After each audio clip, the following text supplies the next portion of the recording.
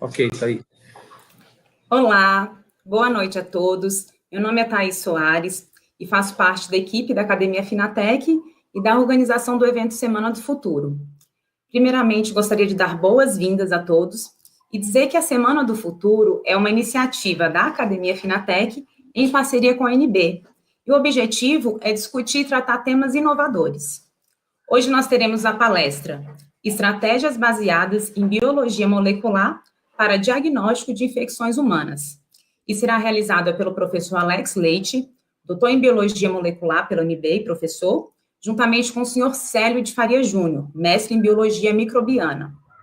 Ao final da palestra, nós teremos um espaço para dúvidas e complementações, caso vocês desejam. Então, ao lado da transmissão, nós temos um chat que os senhores podem incluir, tá?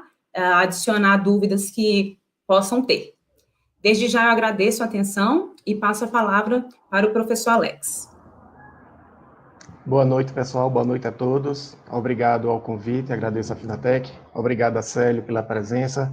Vamos iniciar aqui, então, a nossa apresentação.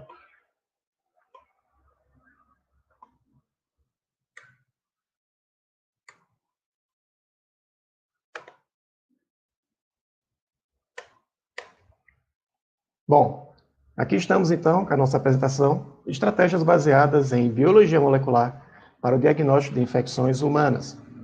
Trataremos hoje, basicamente, das reações conhecidas como PCR, que são reações em cadeia da polimerase. As reações de PCR, elas foram descritas em 1983 por esse surfista e químico que percebeu logo que a síntese de DNA poderia ser feita in vitro, ou seja, em tubo de ensaio. Logo depois, a indústria científica percebeu as potencialidades das reações de PCR e passaram então a desenvolver enzimas de PCR termorresistentes, o que hoje conhecemos como Taq-DNA polimerase. Taq-DNA polimerases foram enzimas extraídas de bactérias hipertermófilas, e o termo Taq indica a espécie termos aquáticos. As reações de PCR se tornaram populares com o desenvolvimento dessas enzimas termorresistentes. E o que são as reações de PCR? As reações de PCR são, de fato, reações que sintetizam DNA in vitro. Em uma reação de PCR, uma molécula de DNA é duplicada a cada ciclo de PCR, em um processo que é exponencial. Por causa da síntese exponencial do alvo de PCR, o PCR solucionou um problema marcante do diagnóstico de infecções humanas. O PCR rapidamente solucionou o problema relacionado à sensibilidade. Reações de PCR são muito sensíveis, porque a partir do mínimo de molécula, o mínimo de amostra biológica, se consegue produzir um grande número de moléculas. E é a produção desse grande número de moléculas que serve ao diagnóstico. Além da sensibilidade, as reações de PCR são marcadas por alta especificidade. Esse também é um problema do diagnóstico de infecções humanas, a baixa especificidade. PCR são reações com alta especificidade, porque elas são baseadas na ação de um elemento chamado primer. Os primers são sequências de DNA fita simples compostas de 20 a 25 nucleotídeos. Uma reação de PCR utiliza geralmente 2 primers. A ação do primer é localizar o alvo que será o alvo que se deseja detectar na reação de PCR. E a interação do primer com o alvo que se deseja detectar é feito por interação, por complementariedade. Ou seja, os 25 nucleotídeos do primer devem encontrar uma região perfeitamente complementar no DNA que se quer analisar.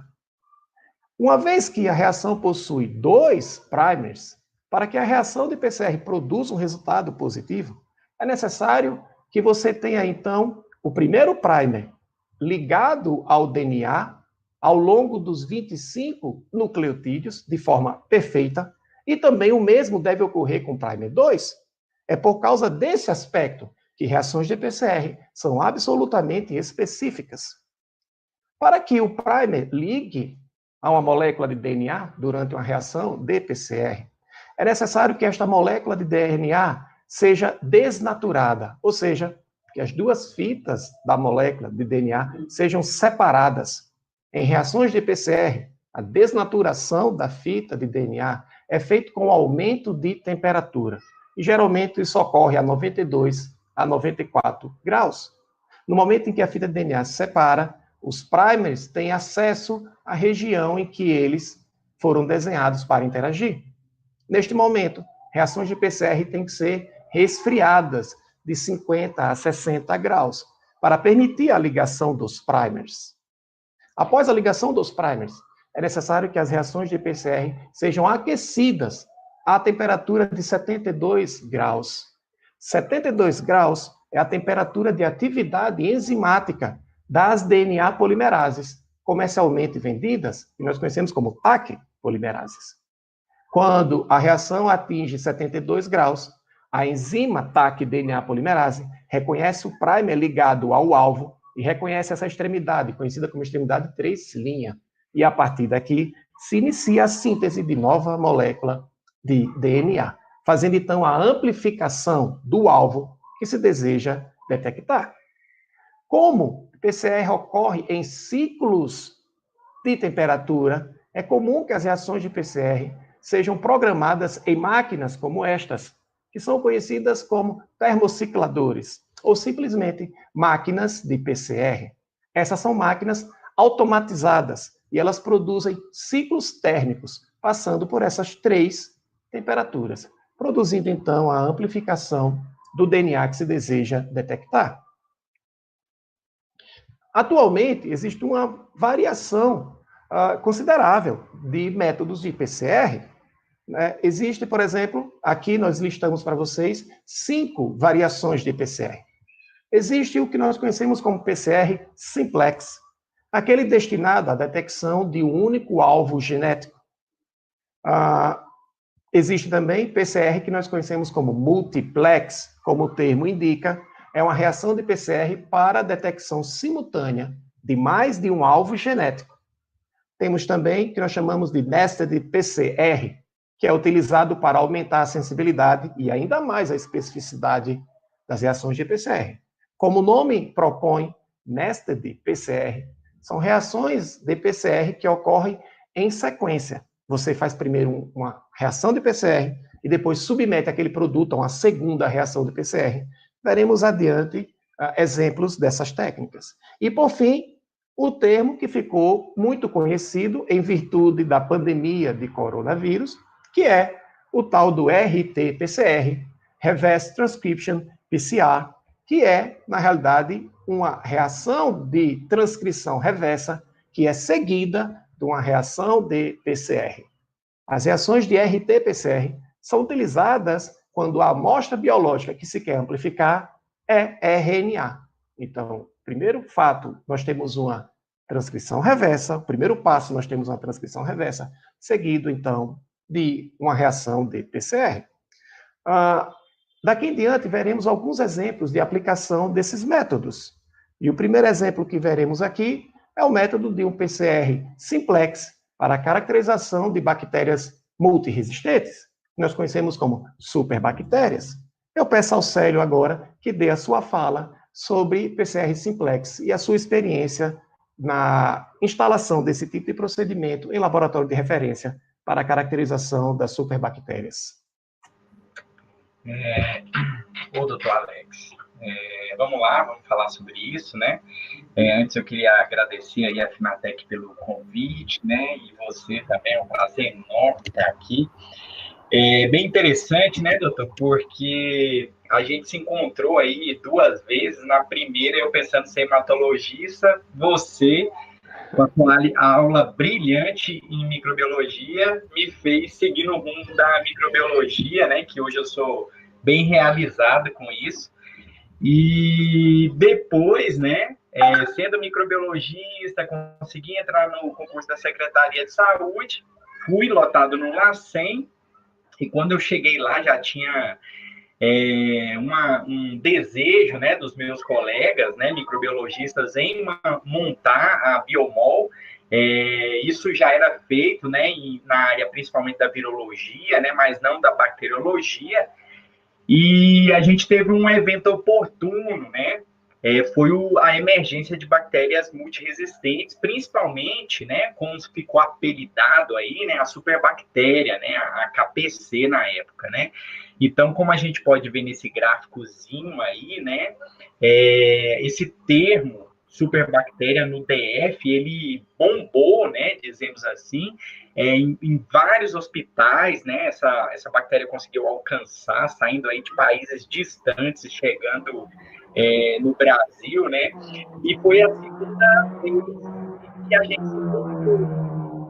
foi na UNB buscar ajuda, e por alguma coisa o destino me colocou novamente, né, com o senhor, nem sabia que você estava lá, foi bem emocionante para mim, mas a gente começou a trabalhar na implantação do PCR no LACEN, justamente porque a caracterização de bactéria produtora de carbapenemase, ou a famosa KPC, ela se dá unicamente, né, o diagnóstico definitivo por PCR. A gente precisa definir o gene, né, a presença do gene na bactéria. Então, aí, a gente, né, juntos, inclusive foi o meu mestrado, né, que culminou na implantação na bacteriologia do LACEN com diagnóstico molecular, né, em bacteriologia. E essa foto, inclusive, aí, né, da Klebsiella NDM, já é um segundo gene de carbapenemase que também emergiu no Brasil, né? Depois de implantada a tecnologia, a gente foi o segundo no Brasil, né, a conseguir detectar a presença desse gene em Brasília, né, em uma Klebsiella pneumônia, né, também na Providência, né, que foi a primeira bactéria que a gente viu carreando esse gene, né, e essa técnica foi fundamental para a gente, né? Depois disso, a gente evoluiu muito, né? A gente partiu do PCR simplex, né? Ou do PCR convencional, a gente partiu para real time e hoje no LACEN se trabalha com sequenciamento, né? Exatamente. Eu consigo muito ver o início esse início aí como o propulsor de tudo, né, que aconteceu. Então, isso foi bem interessante, né? E o mais importante desse tipo de técnica é a agilidade no diagnóstico, como você comentou, né? Você não precisar depender de ensaio fenotípico. Os ensaios fenotípicos ainda são feitos, sim, mas eles não determinam a identidade molecular do mecanismo de resistência. E isso é importante. Pois bem, então, esta é a aplicação do PCR simplex. E aqui eu trago para vocês, pessoal, a outra técnica que comentamos, que é o nested PCR. Né? Este artigo aqui trata, então, da utilização de nested PCR para a detecção de malária, né? Do protozoário causador da malária. Nós sabemos muito bem que o método tradicional diagnóstico de malária é feito com a coleta de sangue periférico, né? No procedimento chamado de esfregaço sanguíneo, e que isso é corado e verificado analisado em microscópio óptico, né? E o operador do diagnóstico busca, então, localizar hemácias que estejam, então, infectadas com o protozoário da malária. A característica desse diagnóstico aqui é que ele tem baixa sensibilidade, porque geralmente são raras as hemácias que estão infectadas com o protozoário. Então, esse artigo propõe uma técnica baseada em biologia molecular, em PCR, PCR do tipo nested PCR, que tem uma sensibilidade fabulosa. Né? Esta técnica aqui é feita da seguinte forma. Primeiro se faz um PCR da amostra de sangue, de uma gota de sangue colhida em papel de filtro. Este primeiro PCR é feito para aumentar a quantidade de DNA, então ele é menos específico, e depois procede uma segunda reação de PCR, esta mais específica, para que tenha, então, a detecção e o diagnóstico da malária. né? Na realidade, nós estamos detectando aqui DNA do protozoário causador da malária. E o que acontece com essa técnica aqui é o ganho de sensibilidade. O primeiro PCR consegue detectar 17 picogramas por microlitro de DNA, mas aplicado esta reação de PCR, submetida a ela a uma segunda reação de PCR, o nível de sensibilidade aumenta em 100 vezes, e passamos a ter uma sensibilidade que é de 170 femtogramas por microlitro, ou seja, 10 a menos 15 gramas por microlitro, aumentando sobremaneira a sensibilidade do ensaio. É esse o objetivo de nested PCR. Pouca amostra, você precisa aumentar a sensibilidade e especificidade. A solução é nested PCR. Bom, aqui nós faremos agora uma comparação de duas metodologias. Esta metodologia aqui, muitas pessoas conhecem. Essa metodologia é uma metodologia desenvolvida na década de 90, foi posta em prática nos laboratórios desde então, e ela, a metodologia, na realidade, ela é um imunoensaio, baseado na aglutinação de látex, né? Célio, fale-nos, por gentileza, um pouco desse kit diagnóstico de meningites, como ele opera e quais são as suas peculiaridades e inconvenientes, por gentileza. Doutor Alex, a gente usa, né, tá deixando de usar também, né, ainda hoje em dia, látex, né, principalmente em microbiologia, né, usa muito também em virologia, né, a gente vai ver que a biologia molecular tem substituído, né, essa técnica, mas esse em específico, né, a gente usa muito no LACEN para o diagnóstico aí sorológico de agentes causadores de meningite, né? Então, são látex impregnados com anticorpos específicos, né, contra os principais patógenos, Neisseria, pneumococo, influenza, né? Entretanto, né, tem alguns inconvenientes, né, como o quantitativo de amostra. Muitas vezes a gente precisa de um quantitativo muito grande para fazer o teste, né? De 500 microlitros a 1.000 microlitros, né? A leitura, né, quando a gente tem uma aglutinação muito fina, né, isso atrapalha a nossa leitura, né, muitas vezes a gente pode até liberar um teste como indeterminado, né, para o terror do médico,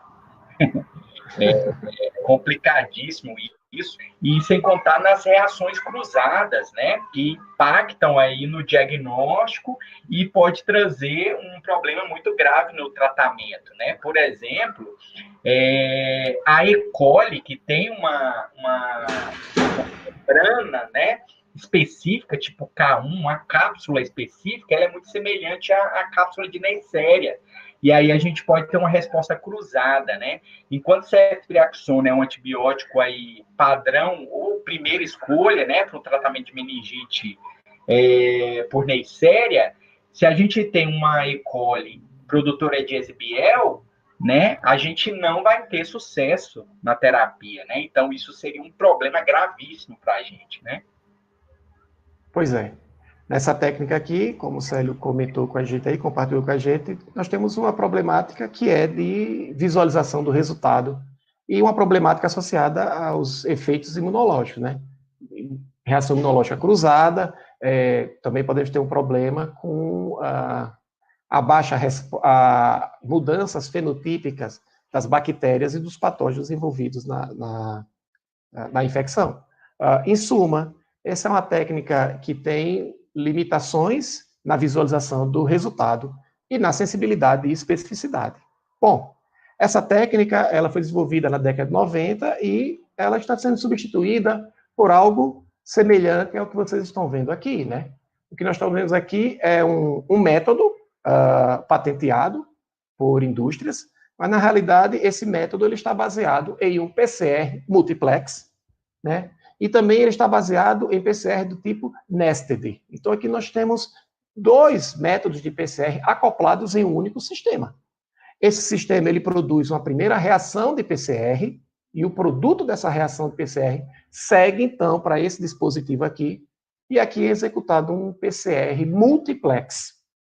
O que nós estamos vendo aqui, então, é que ao adquirir esse tipo de sistema, você adquire um mini laboratório de biologia molecular. Você tem um espaço aqui do sistema onde ocorre a lise das células, você tem um local aqui onde ocorre a purificação de DNA, o RNA, e você tem um local aqui onde ocorre a reação de PCR, que depois será seguida por uma outra reação de PCR. Este aqui é um aparato formidável, porque ele é de execução muito rápida. A execução desse sistema aqui até o diagnóstico leva 1 hora. Ele é capaz de identificar 14 patógenos de forma simultânea e utiliza pouco volume de amostra. Você inicia o processo com 200 microlitros de líquido cefalorraquidiano. Nesse caso aqui é um kit para diagnóstico de encefalite. Mas existe o mesmo kit baseado em PCR para diagnóstico de infecções respiratórias e até diarreias. Célio, comparando com o método anterior de aglutinação em látex, quais são as vantagens desse aqui para o diagnóstico do paciente? Doutor Alex, isso aí é realmente uma revolução, né? Porque, primeiramente, pela especificidade, né? Agora a gente não tem mais aquela reação cruzada ali, né? Entre bactérias que produzem cápsulas semelhantes, né? Agora a gente tem um método extremamente sensível e uma coisa que coloca ele muito à frente, até mesmo de uma cultura, né? Que é o método padrão ouro para a maioria dos diagnósticos microbiológicos, né? Por quê? Porque ele faz um teste, né, para a detecção dos principais agentes bacterianos, e também aumenta o espectro para agentes virais, né? Isso é fabuloso, né? Porque a gente tem casos de meningite viral, né? Encefalite viral que passava ali sem ser diagnosticado, né? Um paciente tomando antibiótico, a gente sabe que tem antibiótico que traz o estresse a nível de sistema nervoso central, né? Causando até mesmo convulsões, né? E tudo. Então, se você faz o diagnóstico de um agente viral, né, o tratamento vai ser paliativo ou dependendo do vírus, né, que agora com esse teste aí a gente consegue definir, né, vamos supor que seja um herpes vírus, você tem até um antiviral, né, olha só, é fabuloso, né, não tem outra palavra. E o melhor é que o médico tem o diagnóstico de um quadro grave, que é um quadro de meningite ou cefalite, tem um diagnóstico preciso, específico e sensível no tempo de 1 hora, abordando 14 patógenos, né, incluindo vírus, bactérias e fungo. Então, realmente, esse tipo de abordagem baseada em PCR está revolucionando o diagnóstico. Bom, o que nós... Doutor Alex, o senhor que veio, né, tá aí na microbiologia há muito tempo, né, lembrar da virologia cultivada em células, né, eucariotos, né, e vendo isso aí em poucas horas tendo o diagnóstico, é bem interessante. Aquele diagnóstico de infecções virais por cultivo de célula, aquilo ali era um negócio que era impraticável, né? Além do aparato de segurança que exigia, né? Nós temos agora tudo resolvido com esse tipo de abordagem. Bom, meus amigos, nós temos aqui essa também tecnologia que foi colocada agora, ficou muito notória nesse momento de pandemia, que são os testes rápidos para o diagnóstico de Covid, né? Nós temos aqui, nesse aparato, na realidade, um imunoensaio. É uma imunocromatografia, né? E semelhante aos outros ensaios, imunoensaios, esses aqui também possuem as suas desvantagens, os seus inconvenientes, né? Nós já sabemos, com o passar da pandemia, que isso aqui produziu muitos resultados falso positivos, né? Por meio de reações imunológicas cruzadas em nossa população, decorrente de casos frequentes de dengue e infecções com outros vírus, como o citomegalovírus. Célio, esse tipo de diagnóstico iniciou bem na pandemia, mas depois caiu em descrédito, segundo o que a gente tem acompanhado. Inclusive, principalmente por essa falta, né, de especificidade, né? Tratando-se de teste rápido, né, também cai a sensibilidade, né?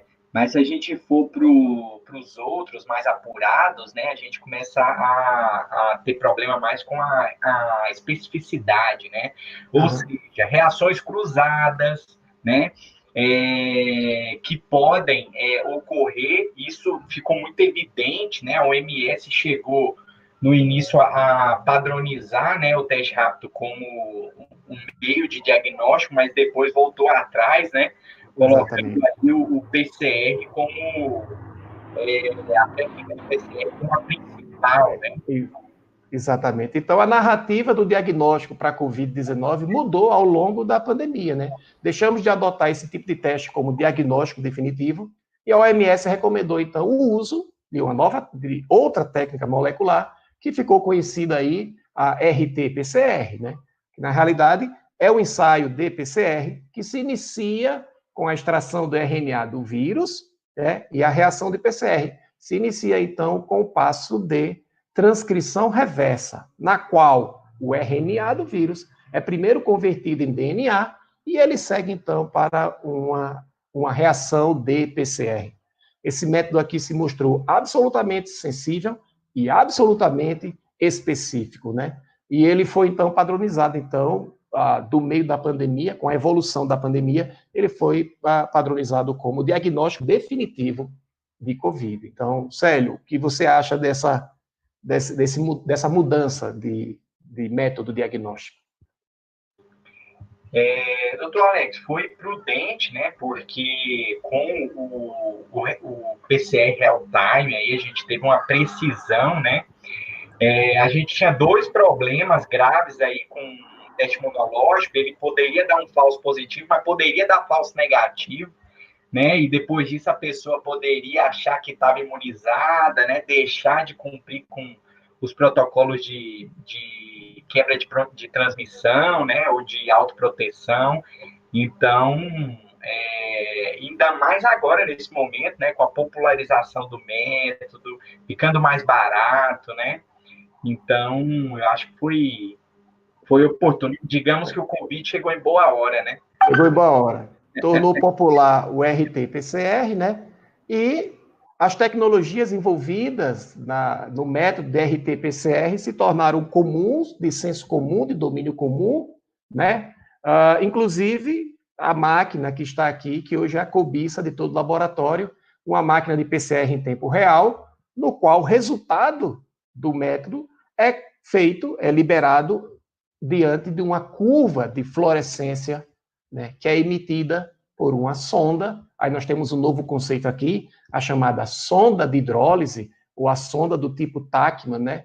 Não vamos aprofundar nesse detalhe aqui, mas isso, o desenho da sonda e de fluoróforos e de primers associados a uma reação de RT-PCR é uma ciência com muitos detalhes, não vamos tratar disso agora, mas é uma ciência que exige um cuidado, um estudo muito, muito apurado, né? Bom, o que nós temos visto, meus amigos, nessa nossa passagem aqui, nessa nossa aula, é que os métodos baseados em reações imunológicas desenvolvidas nos anos 80 e 90, que tanto contribuíram para o diagnóstico das infecções humanas, né, os ensaios de ELISA, de imunoaglutinação, eles têm perdido espaço para um novo aparato diagnóstico baseado em reações de PCR, em biologia molecular. Os laboratórios estão cada vez mais empenhando esforços e montando setores de diagnóstico baseado em PCR. Então, o que nós vivemos agora e que foi tornado mais claro com a pandemia de Covid é, sim, a incorporação de técnicas moleculares ao diagnóstico de infecções humanas e cada vez realizado com maior frequência em laboratórios mundo afora. Então, é baseado nesse momento da ciência diagnóstica que convidamos vocês, então, a participar do curso de pós-graduação em análises clínicas, né, realizado pela Faculdade de Ceilândia, um curso que conta com 50% de aulas práticas em laboratórios absolutamente aparelhados de todos os equipamentos utilizados pelas técnicas modernas, e é um curso que foi moldado para aceitar qualquer tipo de formação profissional que esteja associada ou que possa atuar no diagnóstico de infecções humanas. Eu agradeço a sua participação, Célio, encerraremos aqui e esperaremos, então, as dúvidas e perguntas dos nossos ouvintes. Obrigado. Eu que agradeço, doutor Alex.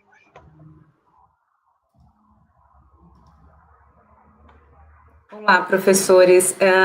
Pela Academia Finatec, nós queremos agradecer a participação e a excelente palestra e dizer que, caso queiram mais informações, vocês podem acessar o site da Academia Finatec, academiafinatec.com.br, onde teremos mais informações sobre os cursos, né? Essa especialização em análises clínicas e outros. Desde já, muito obrigada e boa noite.